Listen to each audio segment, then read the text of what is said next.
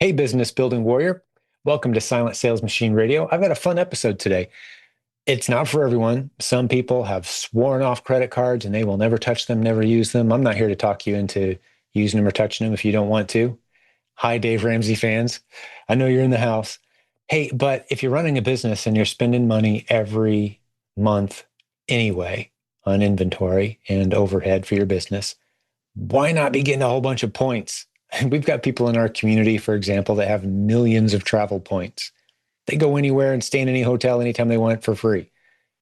If you're buying a bunch of inventory every month and you're turning that into profits, instead of just paying the invoices, how about you use a credit card and collect all those points? Or better yet, how about if you use the right cards that maximize your cash back? Or better yet, how about when you sign up for those cards using the right timing and the right strategy, you're getting a whole bunch of sign up bonuses just for using the card.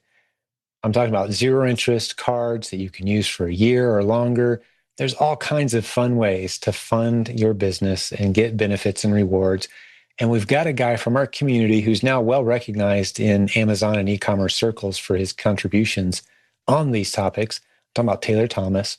He's a young man who's built a beautiful business around helping serve people with gift cards, credit cards. That's his area of expertise. He put together a resource for us today. You'll hear us reference it throughout the episode today. It's a completely free list of resources that is going to help you navigate the topics I just told you about. It's silentjimdotcom/gift cards or silentjim.com/credit cards. Two different links, but great content for you there on both those pages to dive a little bit more into specifically the proper use of credit cards is what we're going to talk about today. Just to tell you a couple stories from our community, very real people. I mentioned already the guy that has millions of points, flies anywhere on his team. They fly anywhere, hotels covered, that sort of thing. It's a great place to be. If you're spending a whole bunch of money on inventory, it's a great place to be. I know someone else who's using 30 different credit cards on a rotating basis. These are business cards. And the big lesson I learned today, you'll hear me come to this realization, is signing up for business credit cards, as long as you're paying them off and using them properly, does not have a negative impact on your personal credit score. Now, you want to hear the details and get into what Taylor has to share today. But if you've got a business, even if it's not an LLC, even if you're just sign up for the credit card with no separate bank account or anything, just saying your name, doing business as your name for a business card, you can get business cards. You can get sign up bonuses that aren't otherwise available to you through personal credit cards. And it doesn't have a negative impact on your personal score when you do it properly, meaning you pay it off on time. We dive into the details today, what that means.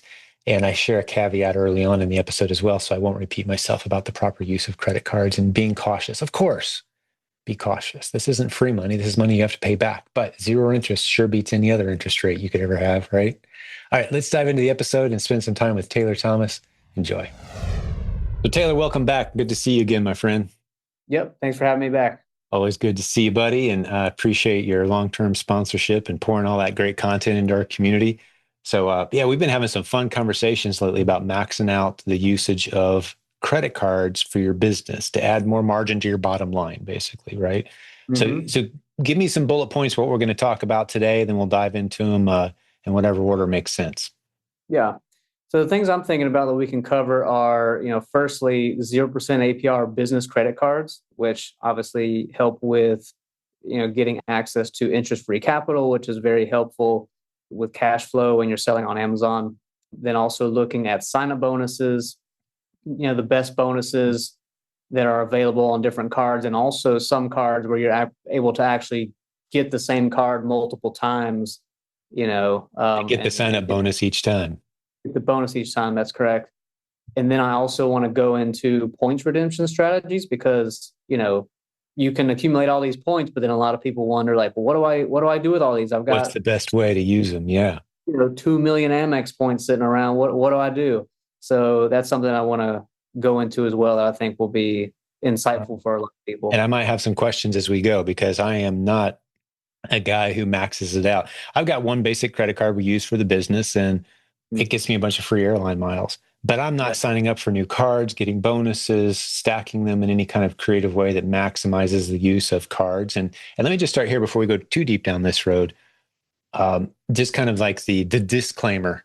Mm-hmm. There's a lot of people who get credit cards and abuse them and do crazy things and make terrible mistakes. We are by no means encouraging that today. We're talking about people who are disciplined, pay their cards off on time every month, Mm-hmm. avoid the interest like it's the plague, but they want to manage and maximize the opportunity of these card companies out there that are saying, hey, use our card. We'll give you $800 if you spend $3,000 in the first 3 months, right? That's free money. I'll take that. Thank you. That'll help my bottom line. So I just want to just delineate. I'm not going to spend a lot of time, talking the Dave Ramsey people down off the cliff. But I mean, if you use this stuff responsibly, it's free money in your pocket. Why not? If I got to spend $10,000 a month to pay the bills, why not put it on a card that gives me a bunch of points? I got to pay the money either way, right? That's where I'm at. But let's go into it, buddy. So hit me with you started off talking about zero interest cards. Let's start there. Sure. And before we continue, I want to mention that I do plan on also talking about things to avoid, like talk about paying interest and, late fees and really just best practices so that you don't fall into any common traps that might be easy to fall into, because it is very important that you manage your cards responsibly. Otherwise, the benefit that you get in the form of points or cash back can be totally obliterated by late fees, interest fees, damage done to your credit report. So we will definitely cover some of those things as we go along. So not only the benefits, but how to manage all of this responsibly. Yep, I love it. Well, good. Let's roll, man. The ball's in your court. Let's do it. Yeah. So 0% APR business credit cards. I love these, and I honestly didn't even realize the power of these until like a year and a half ago. But basically, if anyone's unfamiliar with this, I feel like a lot of people will be familiar with this, though, is, you get a business credit card and they will give you 0% APR for the first X amount of months. So with a lot of them, it's 12 months. Some might be slightly less. Some might be slightly more, meaning you can carry a balance and they won't charge you interest.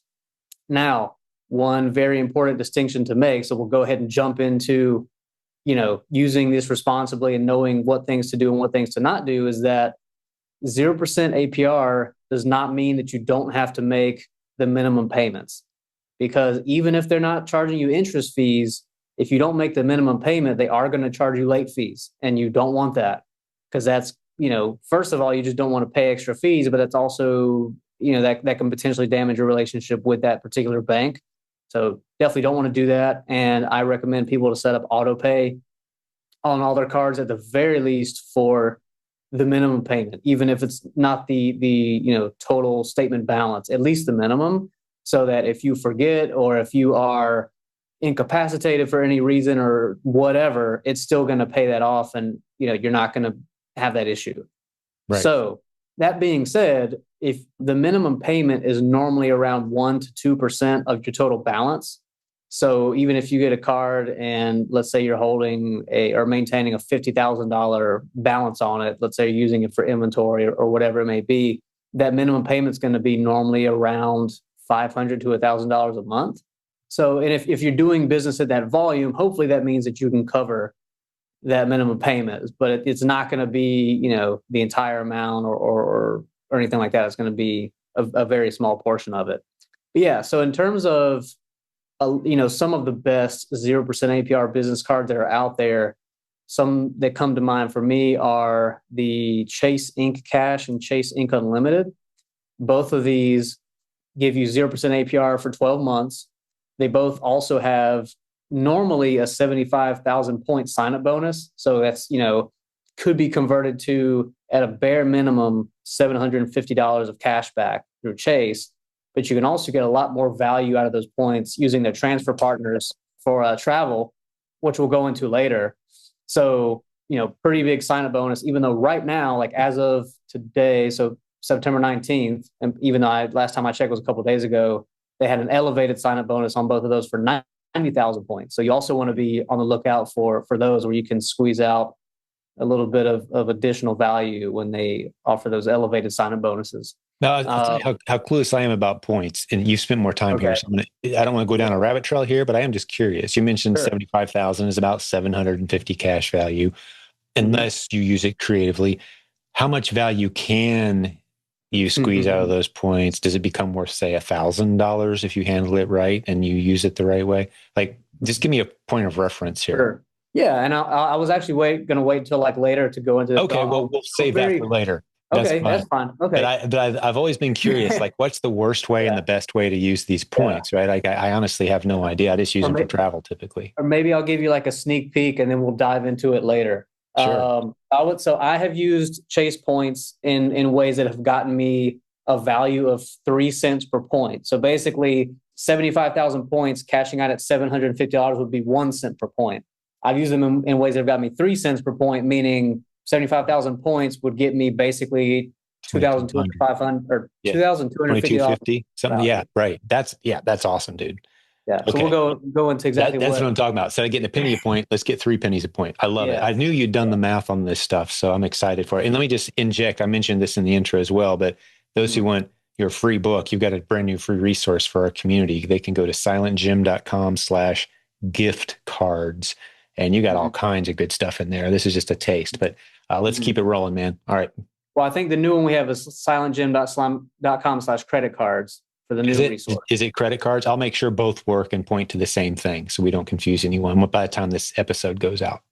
Okay, cool. Yeah. So anyway, getting back to those cards. So both of those, 12%, 12 months of 0% APR, pretty high sign up bonus. Also, they both do not have an annual fee. So that's also one less thing that you have to worry about. And another reason why you can get these cards, not have to worry about canceling them after a year or downgrading because they already have no fee. So you just keep them open.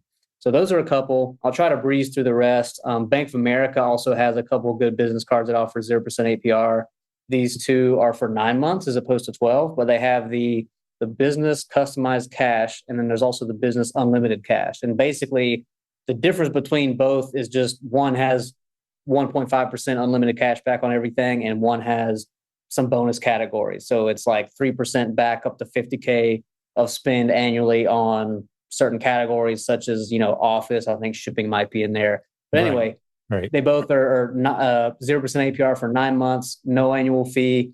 Sign-up bonuses are normally around $300, but you can sometimes find targeted or elevated offers for $500 on those. So there's those. There's also the Amex Blue Business Plus and Blue Business Cash. So they both have 0% APR for 12 months, no annual fee, typically a $250 to $500 sign-up bonus. So, the numbers on a lot of these cards are similar, but you kind of get where I'm going. And then last two are US Bank Business Triple Cash and then the Wells Fargo Signify card, both of which are 12%, or sorry, I keep getting mixed up. 0% APR for 12 months, no annual fee, and $500 sign-up bonus. And the Signify is 2% cash back on everything. So comparable to a Spark Cash, which a lot of people like. And then the US Bank Triple Cash, the business version is 3% on a handful of different categories. So those are a handful of cards I really like for this. Now, one important distinction I want to make or thing I want to point out is I'm only covering business credit cards here with the 0% APR.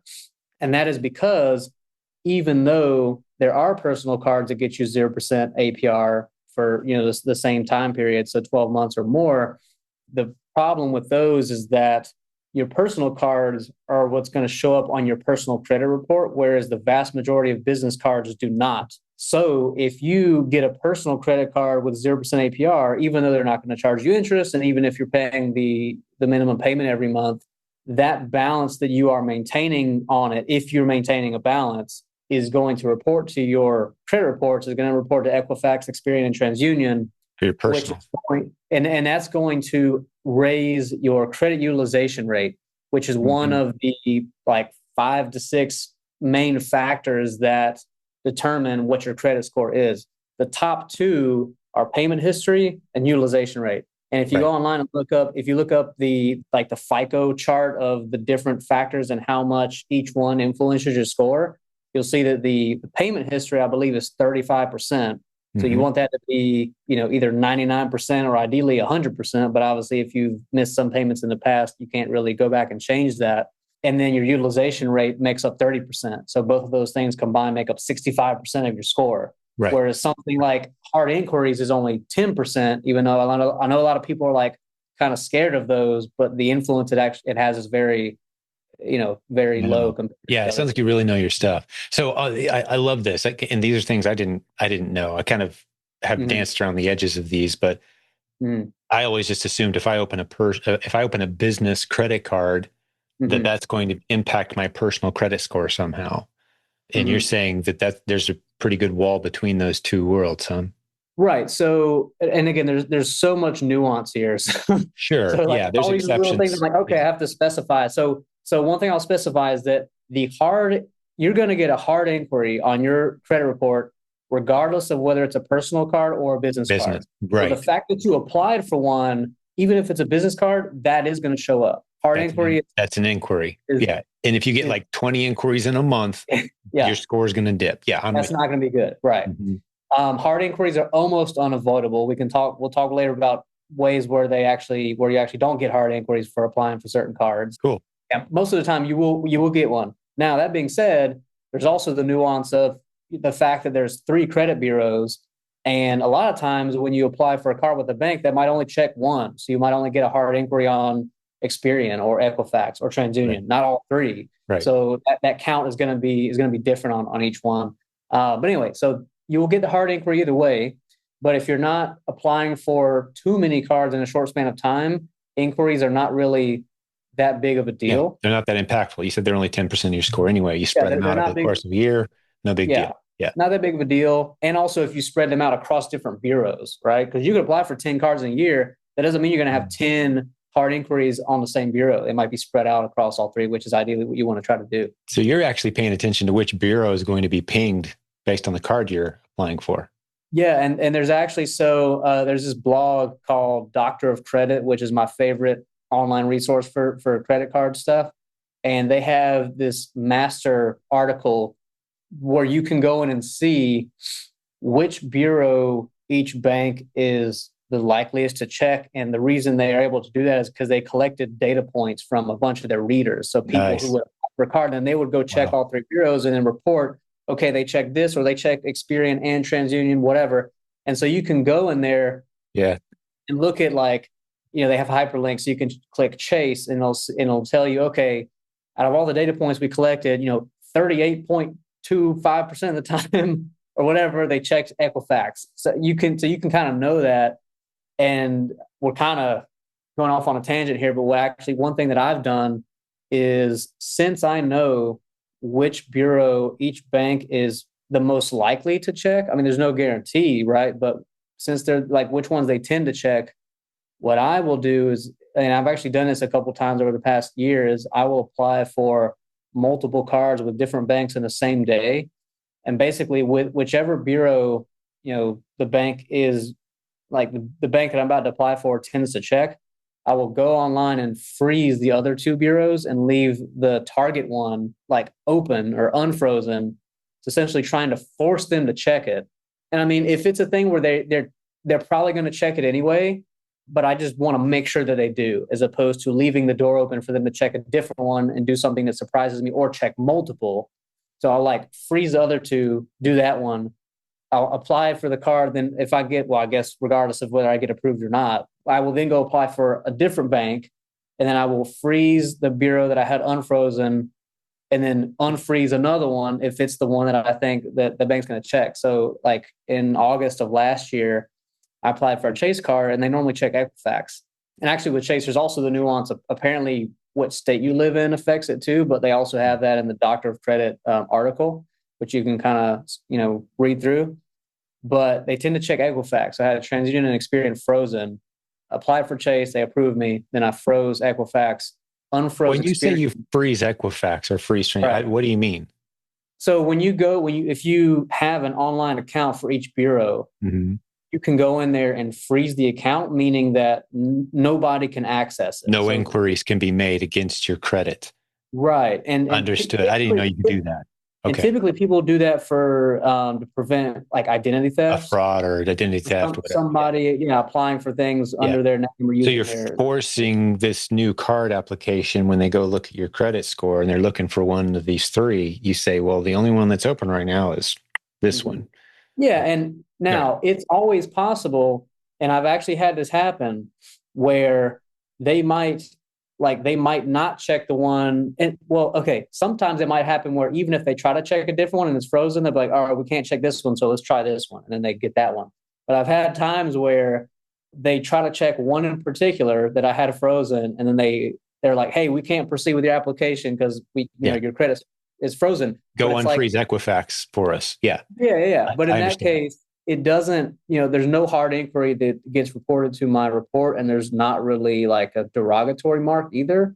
Hmm. And I've, normally I'll just go back to them and say, all right, I unfroze it. Now you can check. And then they do it and they approve me. So me, I don't see that much of a risk or downside of doing that.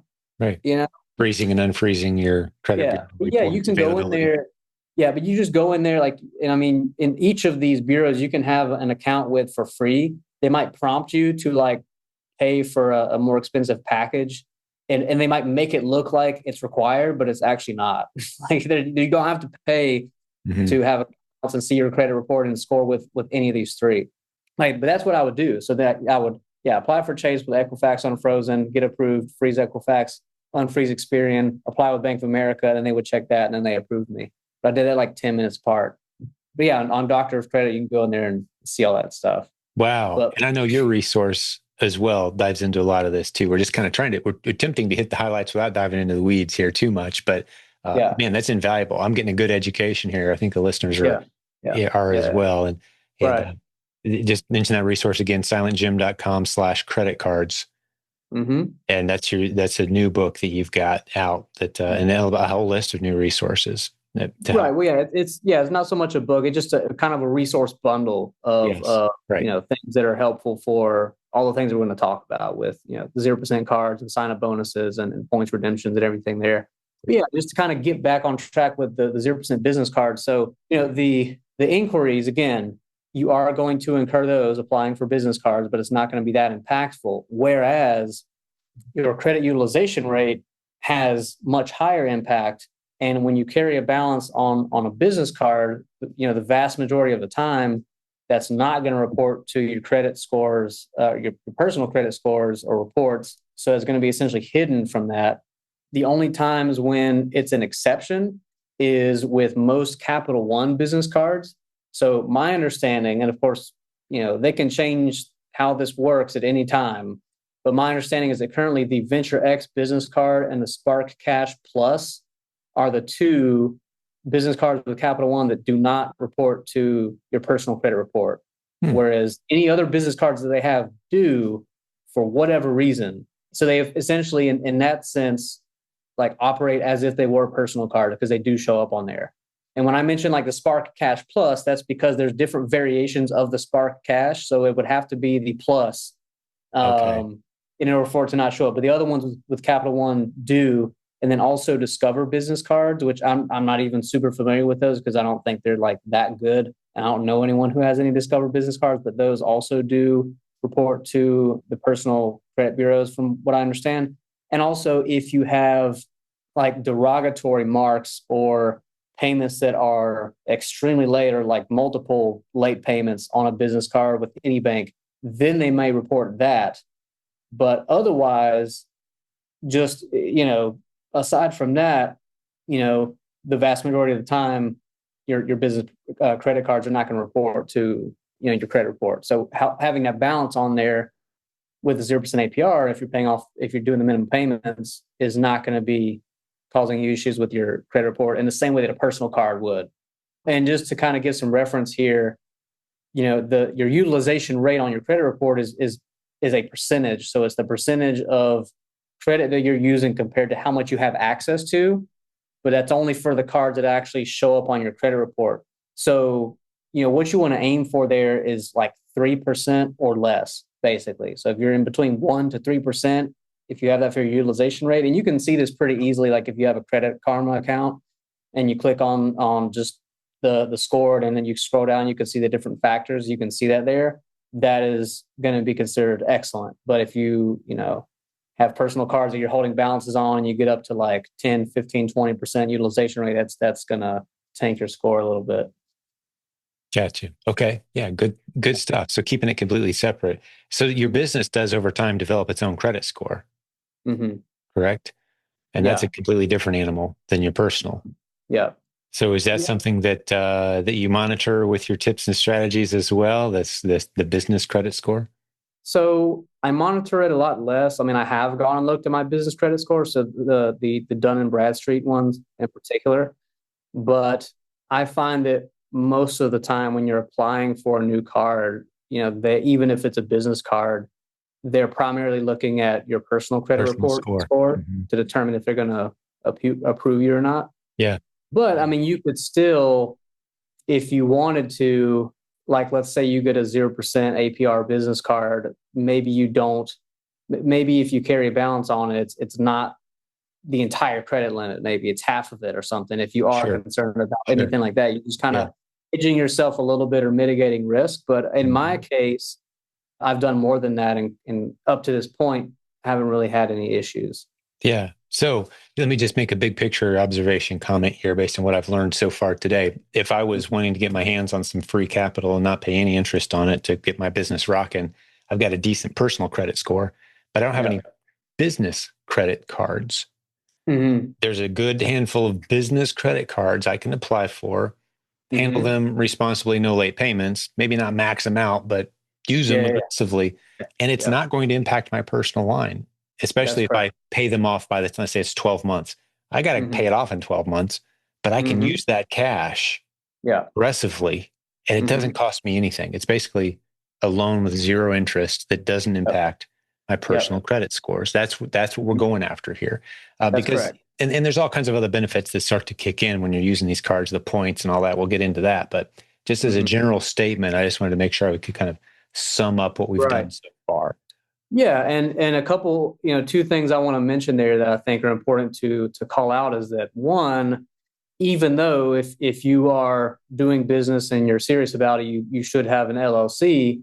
That being said, if you don't have one yet, most business cards you can apply for just using your social security number and apply as a sole prop. So you don't have to have an LLC. So a lot of people will do that. They'll just put, for the business name, they'll put their name, first and Mhm. last name, business type, sole proprietor, and then for the tax ID, it's just your SSN. So I know Your lots social of people. security number. That's Lots of awesome. people, That's a yeah. great point. Yeah. Mm. Okay. And then that's not going to impact your personal's credit score Nope. if you handle it properly. Great. Right. Yeah. That's pretty cool, man. Your utilization and Hmm. even Hmm. if done creatively enough, there won't even be any hard inquiries on your personal line.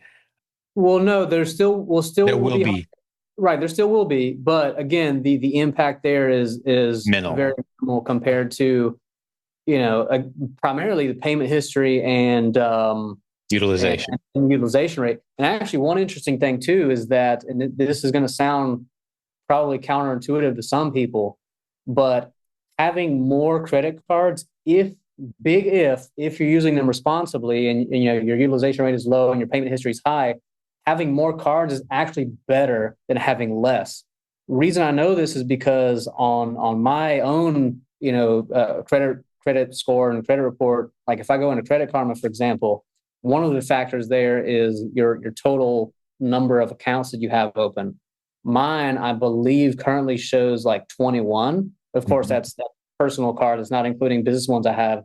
It says 21, and then it, like, over on the left side, I believe, of each metric, it'll tell you like either excellent or great or good or needs work. And for my 21 plus card, it says excellent. Whereas I've helped some other people with their credit, and I go into their Credit Karma, and it shows they have like 4 cards, and it has like a red circle and says needs work. So like Even though basically, they only have 4 cards, it's how you manage it. Are you paying it off on time? And right. So, but point is, all things being equal, if everything's being managed responsibly, having more is actually better for your score. And there's no way Mhm. for you to get more cards without incurring hard inquiries. And of course, the hard inquiries, as most people probably heard, they ding your score by like 5 to 10 points in the short term, and then after a month or two, it recovers and goes back to where it was. So you have to incur those in order to have more cards, which in the long term actually improve your score. Yeah. The point I was making, if you have a bunch of cards and you're not using some of them, your utilization percentage goes down. That's good, right? Right. And that's if you're getting personal cards, because if you get a business card, it's not only the balance that doesn't report to your credit report, but it's also the credit line. So it's not going to, like a business card is not going to hurt or help your utilization rate. But if you get more personal cards, and if they have higher limits and the usage is very low, that's going to help. And another thing that you can do, especially if you're starting out, and lots of people do this, is if you have a trusted family member or friend or somebody who has some credit cards and manages them responsibly, and you can get added as an authorized user on those, and then that will also show up on your credit report. So if you have a family member who has a card, ideally that has a high credit limit that they're not using at all, and or they've had for a long time, so several years, that is really going to help your credit score, because it's going to increase your average age of accounts and your length of credit history. You're basically just kind of piggybacking on their good history on that specific card, not their whole history, overall, but like that card. And also, if you get added to it, that the both the limit and the balance on that card are going to impact your utilization rate. So if the balance is 0 and the limit is high, that's going to be positive. Yeah. And if the even card, if you don't use that card, even if you don't use it, in theory, right? Because you don't have to use it. You can be an AU on it, and that's going to help. So like add you as a user, but never use it. They get to hold the card even. Like, I'm not going to take it. Just put me on there as a user. You keep the card. I'm not going to be using it.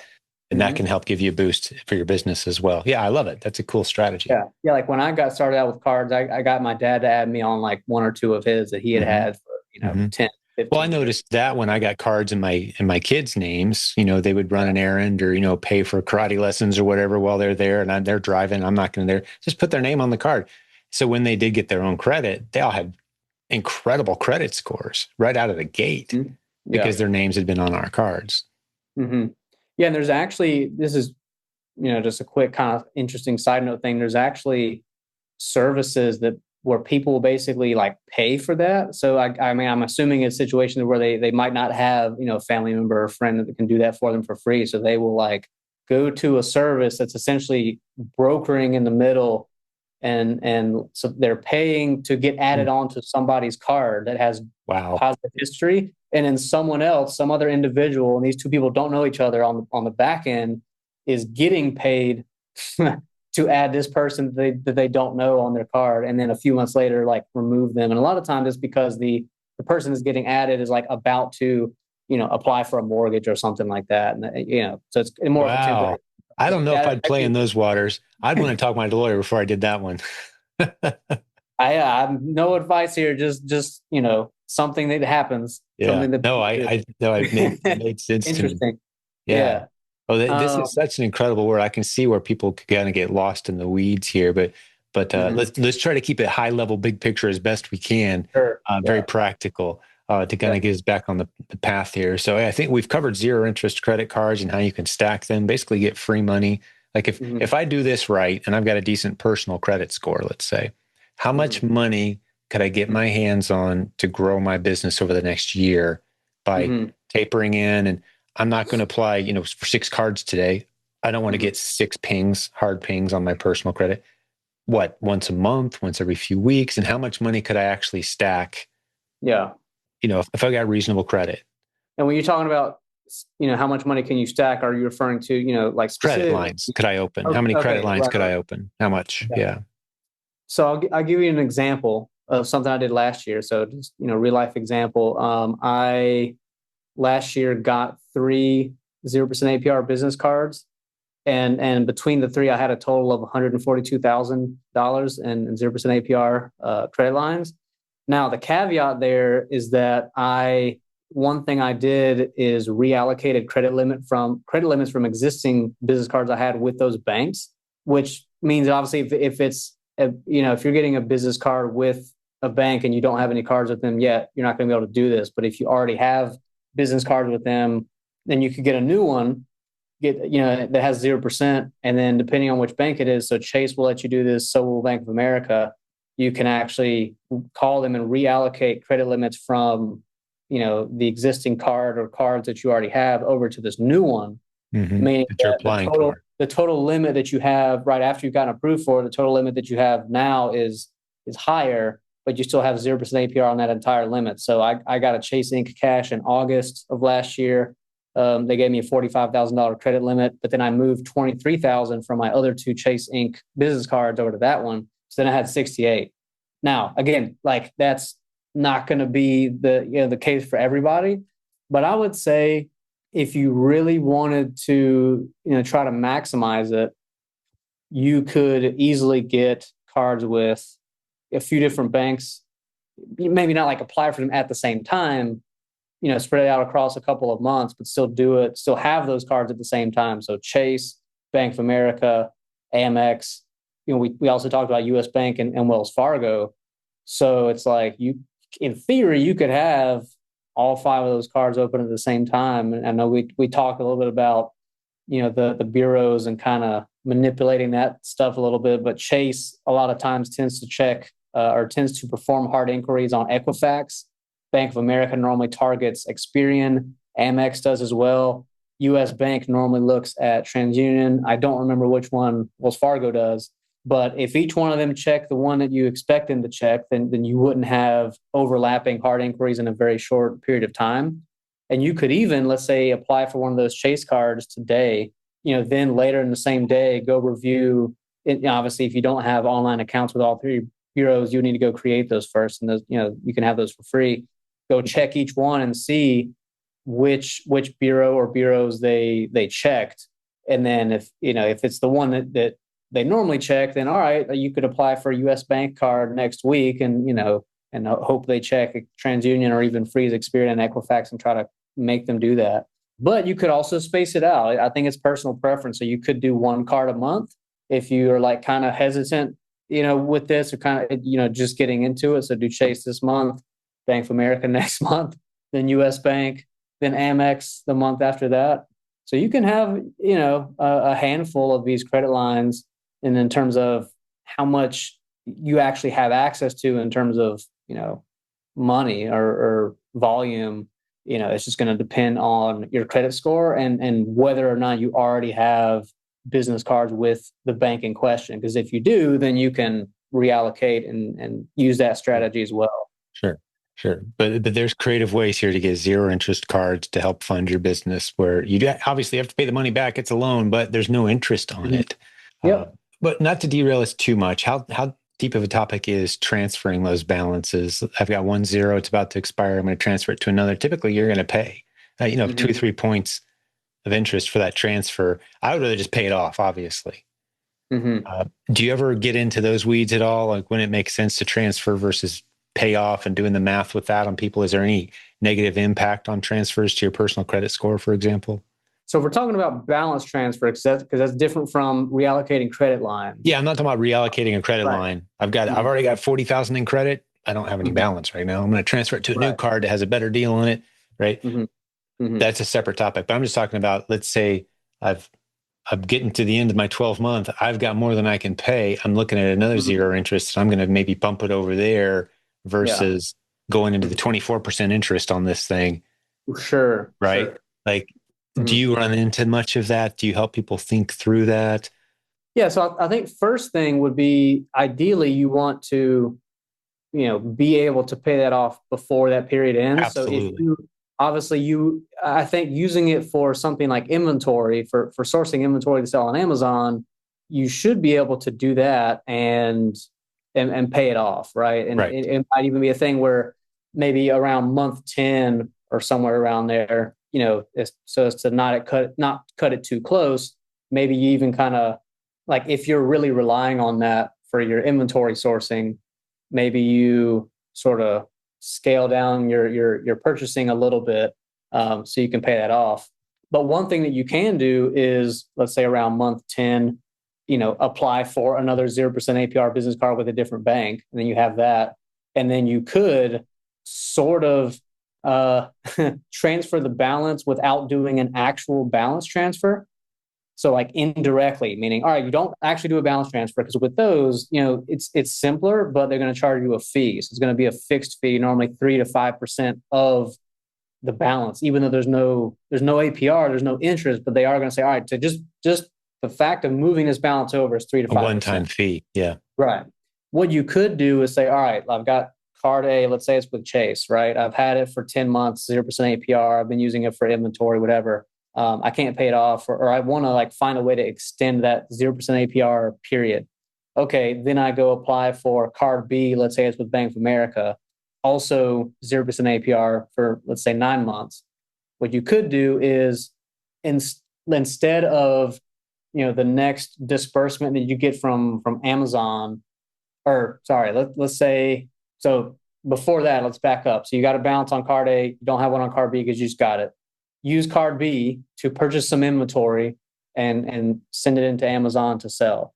But then, the next disbursement you get from Amazon, start paying off card A, and maybe even disbursements that you get from the products that you buy using card B, instead of paying off the same card that you used to buy it, you're paying off card A until you get it down to zero. And, you probably want to plan ahead on that and not cut it too close. So that's why I'm saying like a month 10. So you have 2 months to do that. Yeah. You take anything you're getting back from your sales, you're paying off that card and leaving the balance on the new one. You've essentially done an indirect balance transfer without paying that fee. So that's one way that you could do it. Right. Okay. I got you. Yeah. You've got managing it responsibly is the bottom line, though. I mean, All right. If you're running a profitable business, all this stuff works beautifully. If you're jumping in over your head, hoping you're going to someday run a profitable business, that's irresponsible. So yeah, I'm with you. Okay. So Taylor, as we get back into it, man, what's left on the agenda here? That you've provided tremendous value so far, but what else are you hoping to talk about today? Sure. Yeah. So I think we can transition from the 0% cards and start talking about sign-up bonuses, because that is going to be what's going to give people the highest ROI on the spend that they're making, right? Because on a lot of cards you're getting, let's say, an average of 2% cash back most of the time when you're spending money on those cards. But the sign-up bonuses, even though you can't really scale those very much, that's going to give you the highest ROI. So one good example that we already talked about earlier was those Chase Ink cards. So both the Chase Ink Cash and the Chase Ink Unlimited, currently they have those elevated offers of 90,000 points. So let's, even if we want to, convert that into a dollar amount, let's say a minimum of $900. I believe that the minimum spend requirement for that is 6,000. So you're, spending 6,000 to get essentially minimum 900. Potentially more than that, depending on how you use them. So you're basically getting, a 15% ROI on that, if I'm doing math correctly in my head right now. So, pretty good. And I mean, that's an extra close to $1,000 that is going straight to your bottom line from making purchases that you'd be making anyway if you're using them for your business, as opposed to doing something irresponsible like just buying random things that you don't need. Yeah, to toys. meet the purchase. Yeah, you're all right.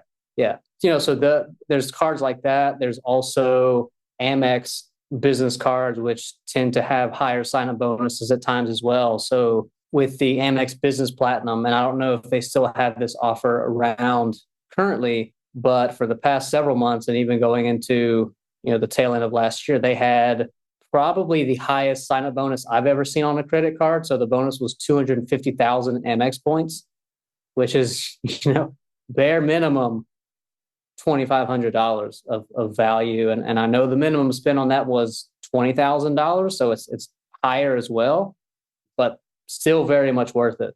There's that one. The Amex Business Gold has been up to 200,000 points. That's the highest that you can find on that. And the interesting thing is, with Amex cards in particular, normally there will be a public offer, which means, hey, if you just look up this card online, this is the offer you're going to see. And on the Business Gold, normally the public offer is around 100,000 points or maybe slightly higher than that. But one cool tip that I like to mention to people is that if you look up the card in incognito mode in your browser, a lot of times it'll show you the elevated offers. So instead of getting 100,000 point offer, you can open up an incognito window in Chrome or whatever browser you're using. Just type in Amex Business Gold, go to the first link you see, and it'll have like, it'll first show the 100K offer and then have a line through it and then show you, 175,000 or 200,000. Oh, that's cool. Okay. And one thing that I've also noticed as well with that is, to me, it's important to know what the highest possible offer is with that card and keep on trying the incognito method until you see it. Because I just was kind of testing some stuff on my own several weeks ago, and I, opened an incognito window, typed in Amex Business Gold, looked at the offer, it said 175,000. I was like, I know it goes up to 200K. So I closed the window, tried it again, got 175K again. And then on the third time, it showed me 200,000. So I would say like keep trying until you get whatever that highest possible bonus is. And normally you can look at Doctor of Credit because they also have an article. It's basically just a master list of all the best sign-up bonuses. And I think we have that included in that resource bundle that's, that people receive if they go to the link that we have set up. Yeah, the silentjimdotcom / credit cards. Credit card. Yeah. Yep. Yeah. So you can go there and use that as a reference to know what the highest possible offer is and basically make sure that you can get that. So there's lots of cards out there that have great offers. I believe the Capital One Venture X business card has a 150,000 point sign-up bonus as well. I think the minimum spin requirement for that one is $30,000 though. So, definitely a lot higher, but you also get 2x points per dollar on that card. So if you look at the bonus on it, plus the base spend that you get for all that spend, you actually end up with 210,000 points because you got 150K.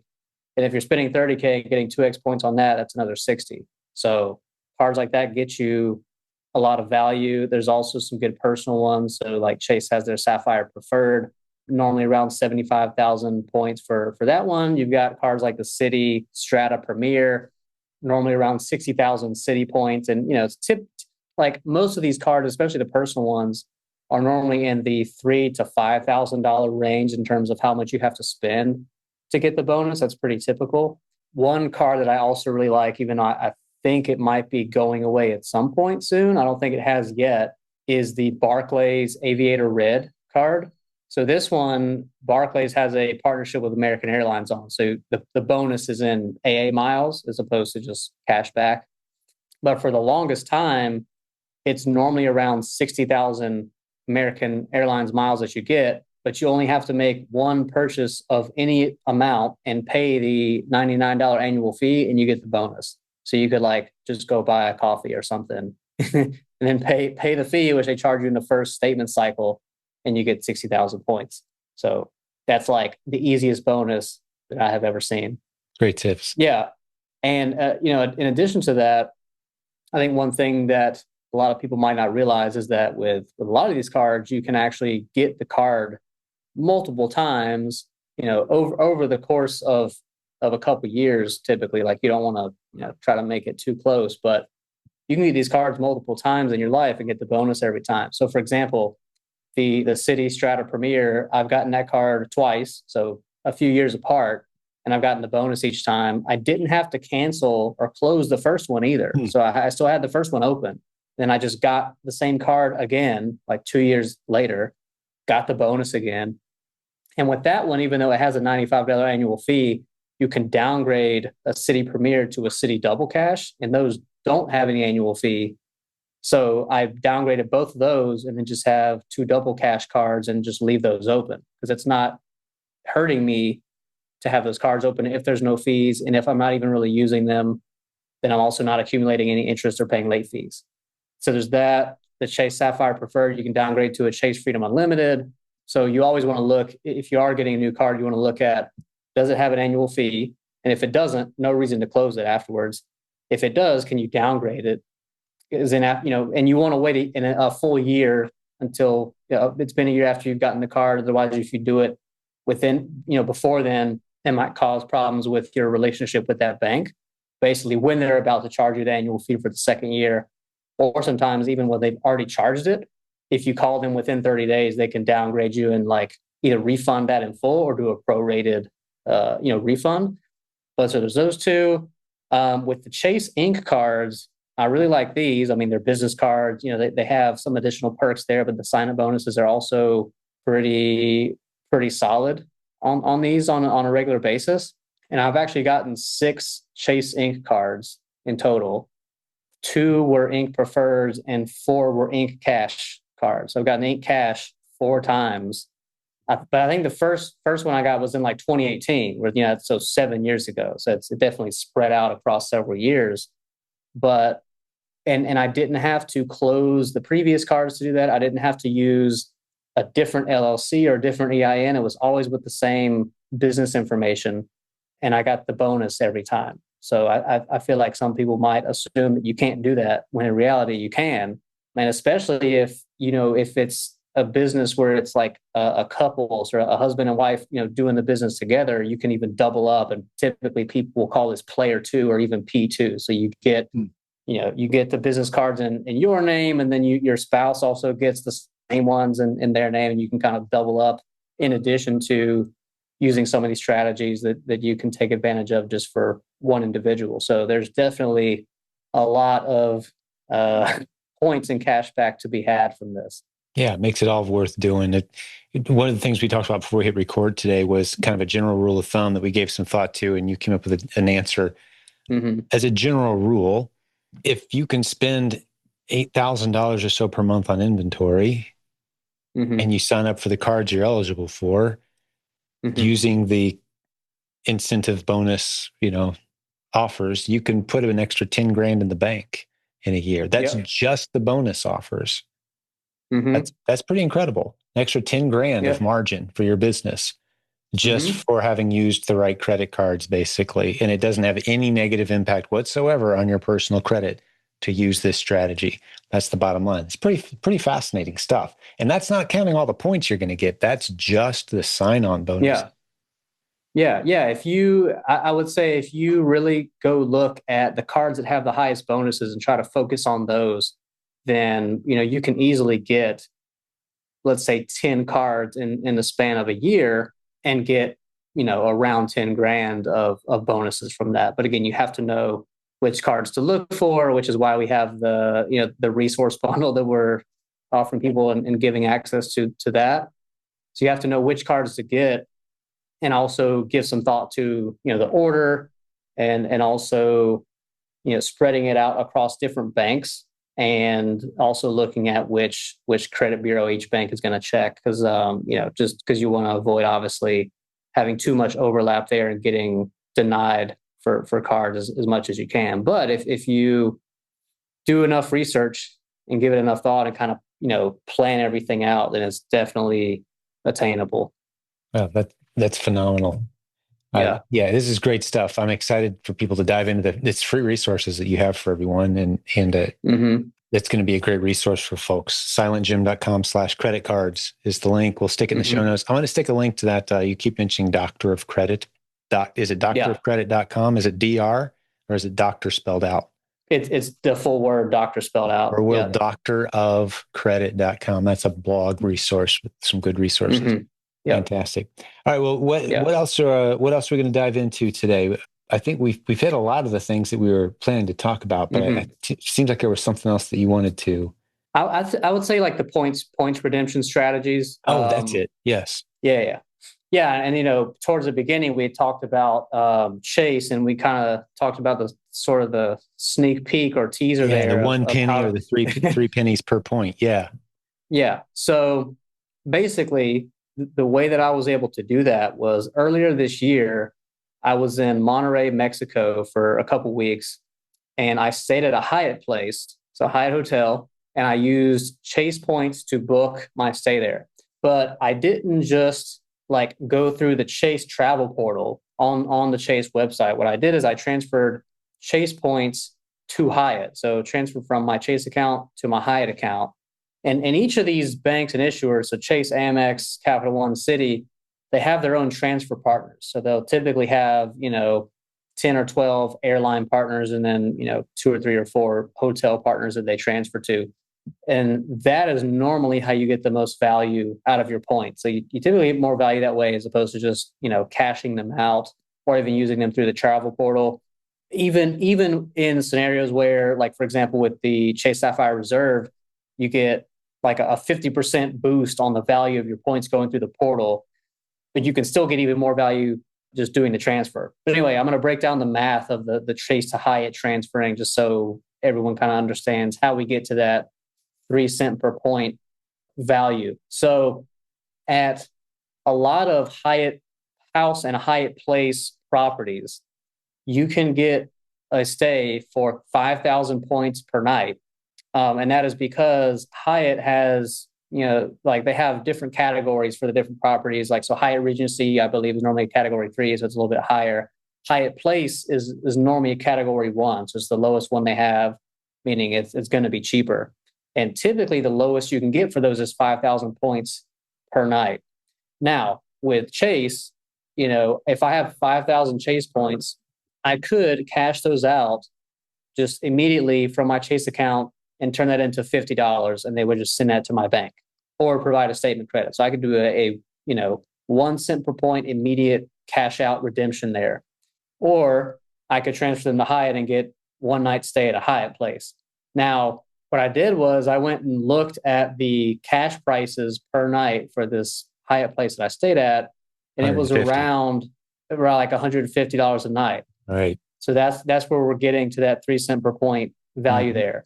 Now, obviously, someone might come along and say, well, but like the price is inflated, or like, yeah, that's a crazy, I don't know, crazy cash price per night, whatever. But that's how much it was. And in addition to that, they also had free breakfast, which I honestly didn't even know before I stayed there. I didn't know that and I guess this is all Hyatt Place properties, like breakfast is just included. I assumed that I needed to have globalist status in order to have that. And I know that at other properties you do have to have that status, but apparently at Hyatt Places, or at the very least this one, you just have breakfast. It's just included for all the guests. So not only was it covering, just me staying at the hotel, but also getting me free breakfast, which I'm not taking into that calculation there. So we probably could say, all right, yeah, maybe 3.2x or something. But anyway, so and I stayed there for like 10 days, so it was like 50,000 points, but otherwise it would have been a lot more than that. Wow, that's awesome. Yeah, so all kinds of fun ways to play with it. If you just if you just want to kind of put it all on cruise control, lowest maintenance possible, like give me the best card with the best points, the best sign up offer. If I'm just kind of like, you know what, I don't know that I want to put all the time, effort, energy into maxing all this out, but I could probably be doing better than I am right now. Like, give me some highlights, some quick tips. Like, if I only want to put 2 hours into this, and never worry about it. What card should I go get? Let's say I want to sell $30,000 to $50,000 a month worth of inventory on Amazon is kind of my target point. Yeah. Play with that for a second. I'm kind of hitting you cold with this, but I think some people are going to be all about the details of this. And some people will be like, if I could sign up for another card or two and get some bonuses, cool, kind of float with those, but I'm not wanting to juggle cards for a living. Talk me through that for a second. Yeah. So if we're thinking about, I'm going to have kind of like multiple answers to this, but if we're trying to think about one card that's going to get you the most cash back, because that's one thing that comes into my mind, even though there's some nuances here with this too. One good option is the Bank of America Business Unlimited Cash Rewards card. So this one, I mean, first of all, it's a business card, so that's going to be helpful. Just the fact that the Bank of America is not going to freak out over you using it, spending a lot on it, and then it's not going to show up on your personal credit report, at least the balance. But also, so it gets a base rate of 1.5% cash back. But the real kicker with this card for people who are able to take advantage of it is that Bank of America has their preferred rewards program, and I think it's the second to highest tier. I think the highest one is like just an insane amount of money that you have to keep with them. So I'm not even going to talk about that one. but they have the Platinum Honors tier, which with that one, the bad news is you have to keep a $100,000 average daily balance for 3 months. So you already have to have capital to do that. But I mean, you could put it into like a CD or something and get some interest back.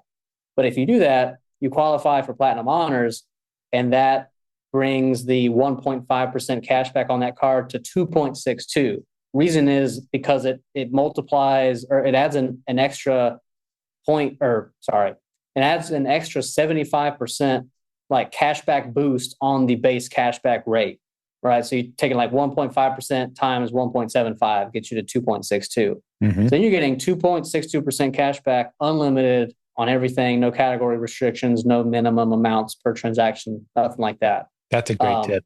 But you have to have that 100K to put in there first. Yeah, now, you got to transfer 100K from, if you've got it, business to open a second business account with Bank of America. Now you're qualified to get this card. Yeah, that sounds like a move that a lot of people might be able to make, though. Yeah, but there's also some lower tiers they have. So I believe, because that's Platinum Honors, I think just Platinum, you only have to have 50K in average daily balance for 3 months. So it's half of it. And I believe that takes you to 2.25% cash back. So not 2.62, but it takes you from 1.5 to 2.25. Yeah. So it's still good. Then you've got the Chase Ink Premier, which doesn't require you to, put away any capital for any period of time with Chase, but each purchase has to be $5,000 or more. So if you're doing wholesale, for example, that's probably going to be a lot easier. But you get 2.5% back, and again, that's unlimited, no category restrictions on that. So those are two cards that are pretty good. And then you've got just card to get you 2% cash back. It's a little bit lower, but Spark Cash Plus, Wells Fargo Signify, which we talked about. So if we're just looking at how to get the most cash back from one card, those are a couple options.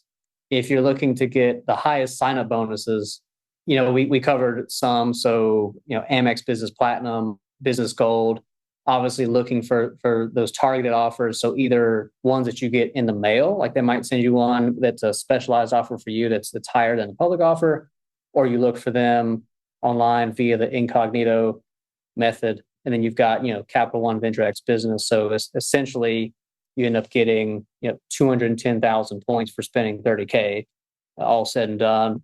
And then some of these Chase cards too. So, 75K to 90K point sign-up bonuses. But, if you're trying to keep it simple and you're like, all right, I just want to get the most bang for my buck. I want to get, maybe 3 new cards this year, and I just want the highest bonuses possible.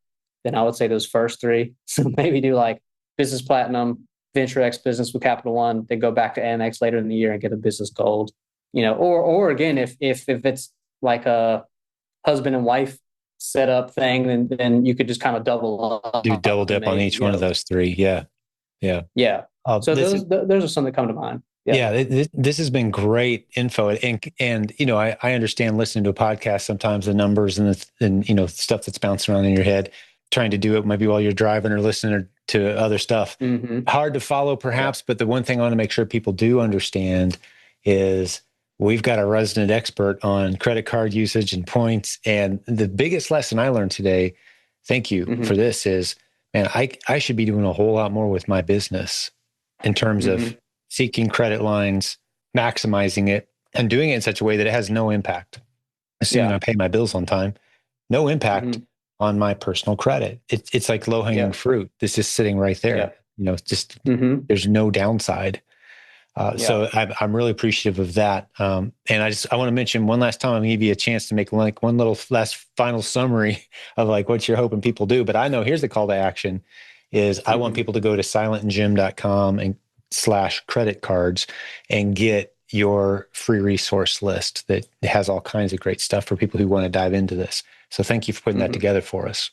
Yeah, you're welcome. And I think that will give people the opportunity to really go and dive deeper into all this and really investigate and go even further down the rabbit hole than we were able to do here today, if they choose to. But like you said, there's ways to even extract a lot of value, even if you're keeping it simple. Yeah. Set aside a few hours, 2 or 3 times the next year. and knock it out, man. And it's worth your time to do so. I love it. Yeah. All right. Any final comments before we wrap it up, buddy? I appreciate your flexibility today and great content, man. Yeah, thank you. I don't think I have anything else. Just, thanks for having me on. And I hope this, adds value to some people and provides some helpful insights. Absolutely. I appreciate your sponsorship of the community and your professional knowledge base. You've come a long way in the last 5-7 years, buddy. You've really done some Yeah. cool stuff in the industry, and everyone knows who you are now in the conference circuits. So yeah, you're doing a great job. Loving your story, buddy. Yeah. All right. Well, I think I'll cut it off here then. Taylor, thanks for your time today, buddy. And for those listeners today, this was a bit of an unusual episode. If you're new around here, you should know that the vast majority of our episodes are interviews with successful students who've come through our training. But we love to bring you content and advice and tips and insights for the industry as well. That's what we did today. So send us your feedback. Let us know what you thought. If you want more of these kind of things, please reach out. And one last time, that link for Taylor that he put together, those resources just for our listeners, go to silentjimdotcom/credit cards. Grab all that info. Thanks, Taylor. Talk to you again soon, buddy. Thank you. Bye for Appreciate it. now.